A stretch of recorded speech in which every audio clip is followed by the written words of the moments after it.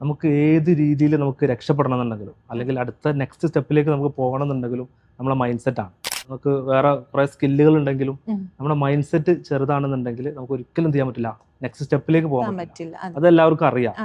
ഈ growth mind set എന്ന് പറയുമ്പോൾ എന്ത് പ്രശ്നങ്ങൾ വന്നു കഴിഞ്ഞാലും അതിൽ നിന്നൊരു ലെസൺ അവർ കണ്ടെത്തും. ഫിക്സഡ് മൈൻഡ് സെറ്റ് ഉള്ള ആള് ഒരു പ്രൊജക്ട് ഫെയിലായി അല്ലെങ്കിൽ ഒരു ബിസിനസ് ഫെയിലായി അല്ലെങ്കിൽ അടുത്തൊരു സ്റ്റെപ്പിലേക്ക് പോകുന്ന ഒരു കാര്യം ഫെയിലായി കഴിഞ്ഞാൽ എനിക്ക് സ്കില്ലില്ലല്ലോ, എനിക്ക് കുറെ കാര്യങ്ങളില്ല, അവനെ പോലെ അല്ല ഞാൻ എന്നൊക്കെ പറഞ്ഞിട്ട് എന്ത് ചെയ്യും, അവിടെ സ്റ്റെക്കാവും, കംഫേർട്ട് സോണിലായിരിക്കും അവർ. അത് ബ്രേക്ക് ചെയ്യാൻ റെഡി അല്ല.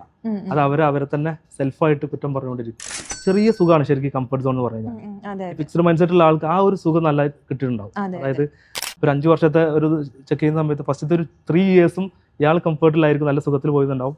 ഇയാൾ സ്ട്രഗിളിങ്ങും പ്രശ്നങ്ങളുമായിട്ട് മുന്നോട്ട് പോയിട്ടുണ്ടാവും. പക്ഷെ അതിന് ശേഷമുള്ള 2 വർഷം ഈ ഗ്രോത്ത് മൈൻഡ് സെറ്റിലുള്ള ആള് ഹൈ ലെവലിലെത്തിയിരുന്നു.